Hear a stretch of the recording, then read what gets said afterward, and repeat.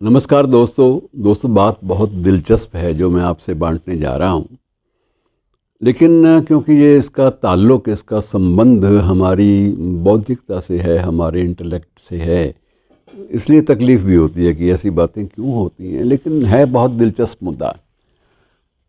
सियासत के बारे में जो एक बहुत मुद्दतों पहले एक शेर पढ़ा था कहीं कि हमारे यहाँ की सियासत का हाल मत पूछो, कि हमारे यहाँ की सियासत का हाल मत पूछो, घिरी हुई है तवायफ तमाशबीनों में। तब वो समझ इतना ज़्यादा नहीं आया था कि किस परिवेश में शायर ने ये लिख मारा। बहरहाल एक वर्तमान घटना है जो बताती है कि ऐसी कोई घटना तब भी घटी होगी जिस घटना का जिक्र आपसे मैं आज बांट रहा हूँ। ये घटना मित्रों यूपी के उत्तर प्रदेश के एक ज़िला की है, अमेठी की। और उत्तर प्रदेश में सारस पक्षी को, सारस परिंदे को विशेष महत्व दिया जाता है। इतना महत्व कि अतीत में जब वहाँ समाजवादी दल की सरकार थी तब सारस के लिए एक संरक्षण केंद्र भी बना था और उस केंद्र के लिए 6 करोड़ रुपए की राशि भी आवंटित की गई थी, जिसमें 1 करोड़ रुपए की राशि जारी भी हो गई थी। और उसके बाद सरकार वो चली गई तो बाकी सारा मामला दरहम बरहम हो जाता है और ये चलता है। ये हमारे सिस्टम का एक अंग है। इस पे कोई भी ना तो परेशान होने वाली बात है, ना हैरान होने वाली बात है। ये होता है, सहज है।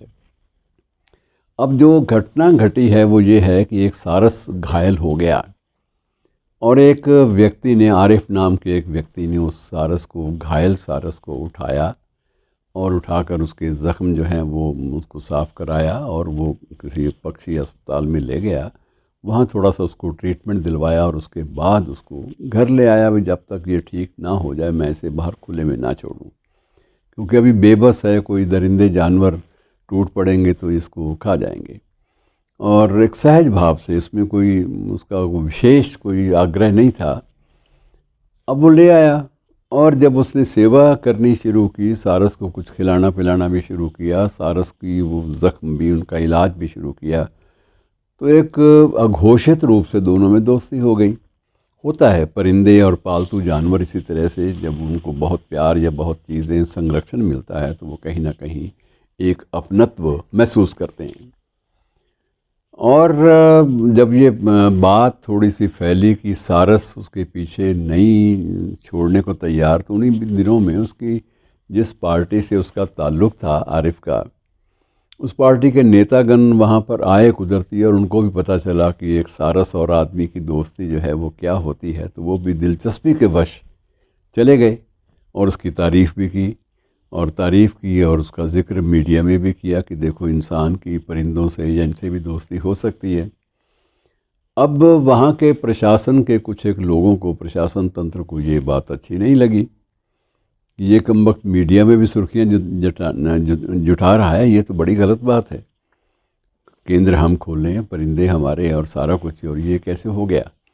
बहरहाल उसको नोटिस दे दिया गया कि तुम सारस को जमा कराओ और सारस को, तुम किसी भी परिंदे को, किसी भी पक्षी को इस तरह से अपने घर में कैद नहीं रख सकते। उसके लिए बाकायदा वैधानिक व्यवस्थाएं भी हैं।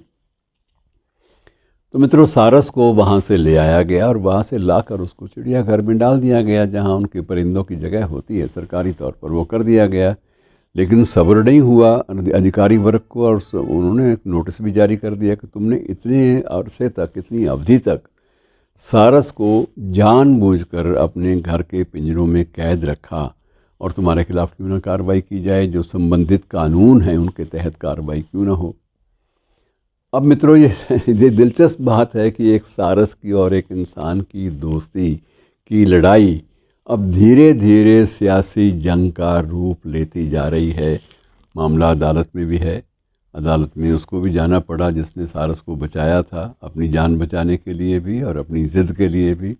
और कुछ सियासतदानों ने भी उसको हवा दी कि जाओ तुम अदालत में जाओ, क्यों नहीं तुम सामना करते। तो मामला अदालत में है। अदालत ने अप्रैल की कोई तारीख डाली है, कोई भी तारीख हो, उसमें क्या फ़र्क पड़ता है।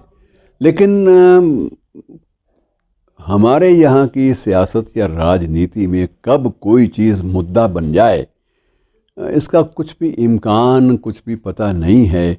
इसलिए दोस्तों, सबक क्या सीखें अब? दोस्ती न करें ये तो सबक नहीं हो सकता, परिंदों से प्यार ना करें ये भी सबक नहीं हो सकता। हमें तो शुरू से संस्कार ऐसे डाले गए हैं कि शुद्धोदन का बेटा सिद्धार्थ, वो भी एक परिंदे को, घायल परिंदे का इलाज करते करते उसके मन में भी एक प्रकार से वितृष्णा आ गई दुनिया के प्रति। तो हमें तो कुल मिलाकर जटायु की कहानियाँ, कितनी ही कहानियाँ हमारे पौराणिक आख्यानों में भी इनका जिक्र होता है। लेकिन अब क्या करें, आज हमारा जो स्तर है सोच का कितना संकुचित हो गया है, ये घटना उसका प्रमाण देने के लिए काफ़ी है। शुक्रिया।